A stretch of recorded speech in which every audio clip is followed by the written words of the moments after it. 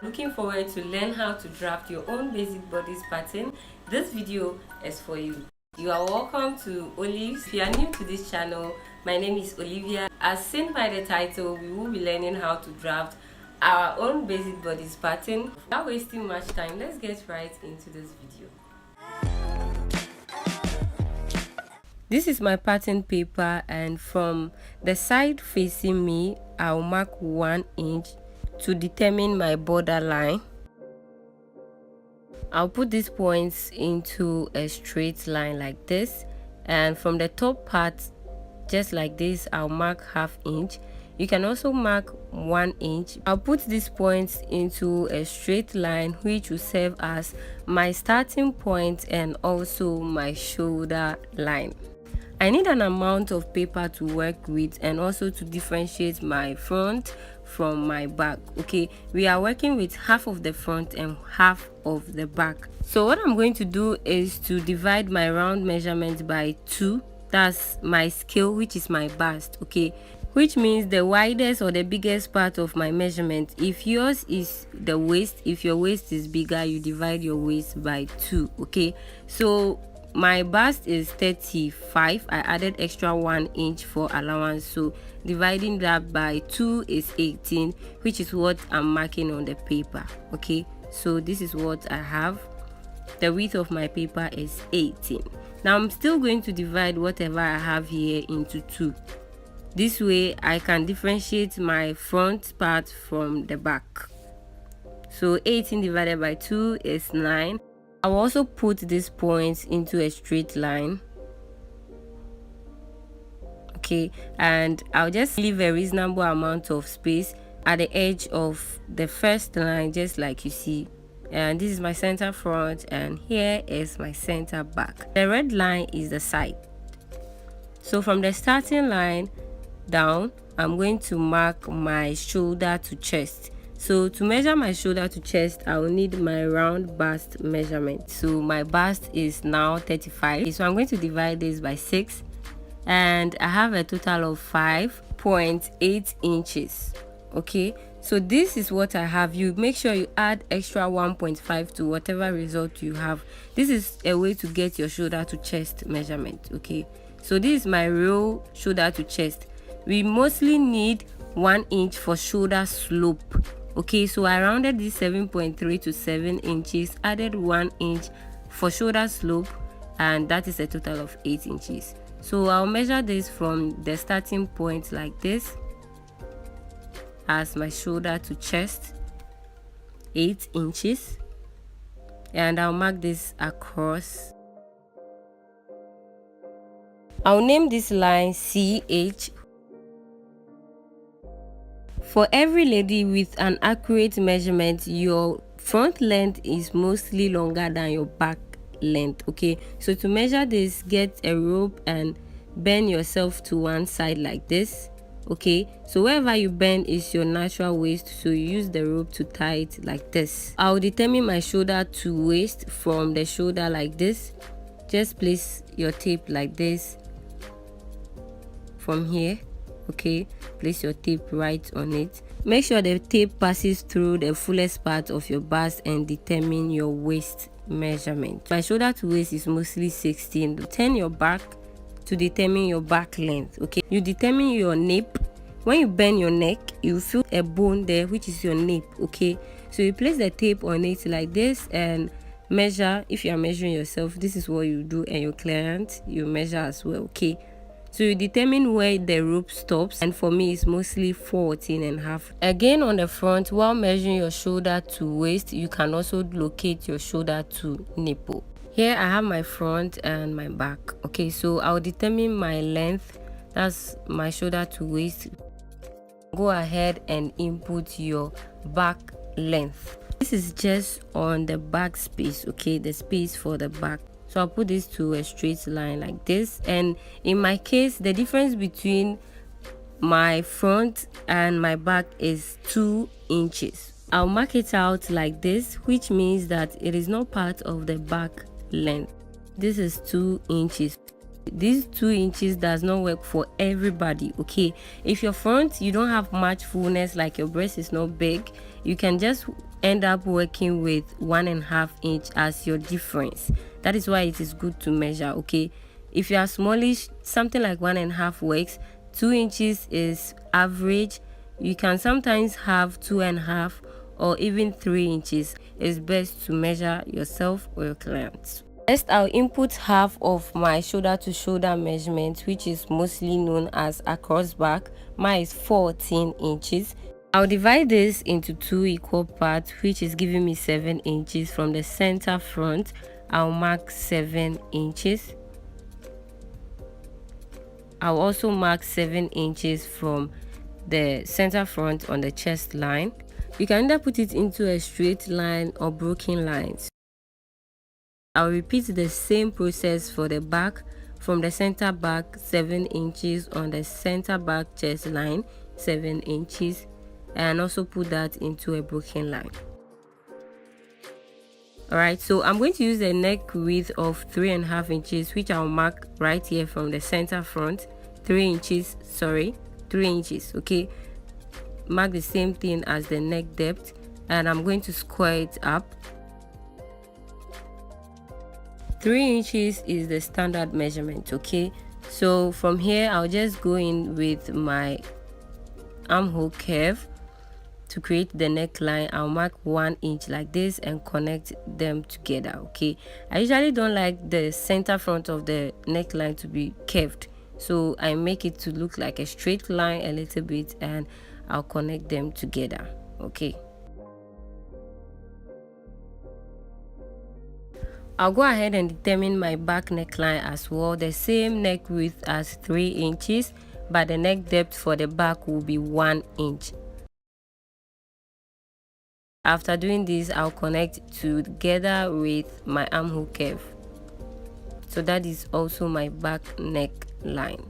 You remember while calculating the shoulder to chest, we added 1 inch for shoulder slope. This is where I mark my, okay, so from the starting point I'll mark 1 inch and slant it to meet the neckline, or the neckline to meet the shoulder slope. Anyway, if you check your shoulder, you realize that the front part of your shoulder is a little bit deeper than your back. Okay, and mostly for this we use 1.5 as the shoulder slope.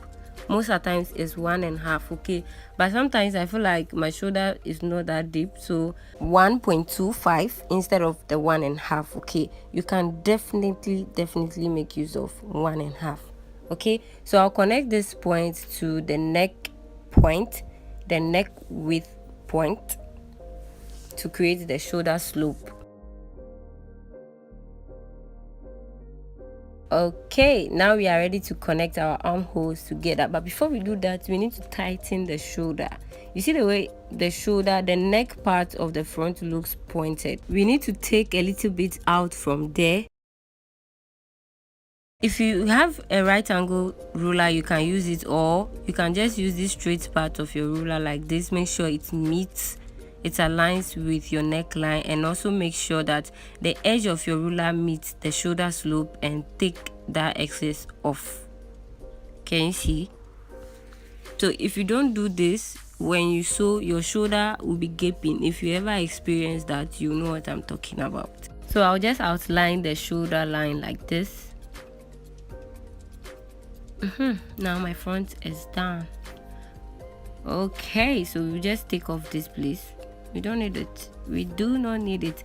Now I'll find half of my armhole line like this. It's 7, so I'm going to divide it into 2, and I have 3.5, so I'm just going to mark this 3.5 like this. And after doing this, I'll repeat the same thing for the front, 3.5, and put this point into a straight line like this. Then I'll go in from the center of this armhole line on the front by 0.75. Okay, our front is mostly deeper than our back, so front 0.75 and the back will just be 1/2 inch. Okay, 0.75.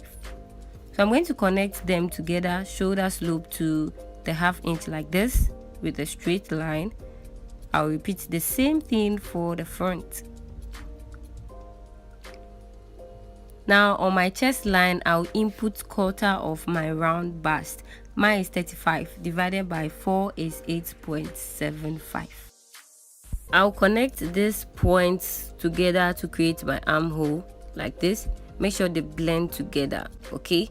And for the back as well, I'll use quarter of my bust, but this time I'm going to add extra quarter inch. Okay, that will be a total of 9 inches. For a reason I'll explain as we move ahead. Okay, so instead of 8.75, I'll mark 9 inches and also connect the armhole together, making sure all the points blend. Okay,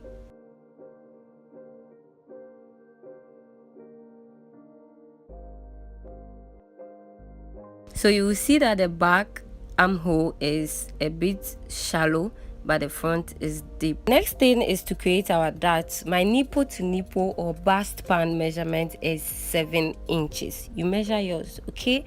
So mine is 7 inches divided by 2 is 3.5.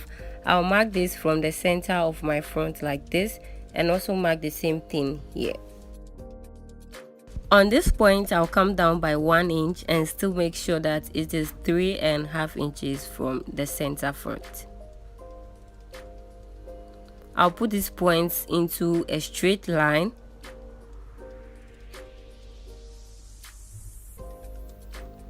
I'll use a total dart width of 1 inch, so that means half inch on both sides of the line I've drawn. So I'll mark half inch here and also half inch here, and I'll connect them to the 1 inch point I marked down like this. On the back, we are also going to repeat the same thing, 3.5 from the center back, and also mark the same thing on the chest line. I'll put them into a straight line just like we did for the front, half inch on both sides.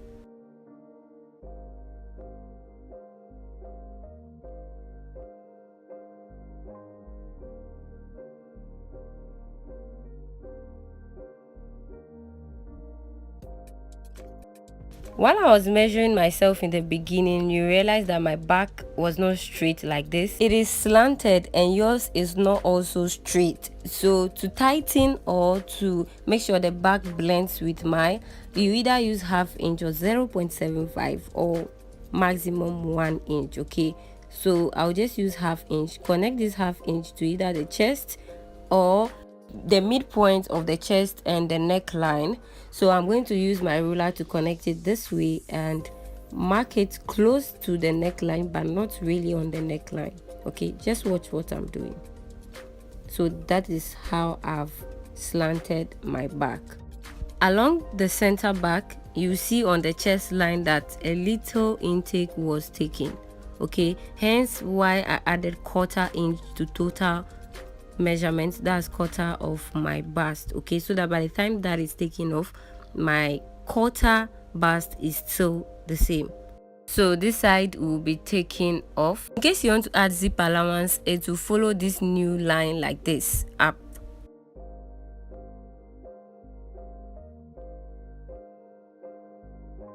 So I'll name here my new center back.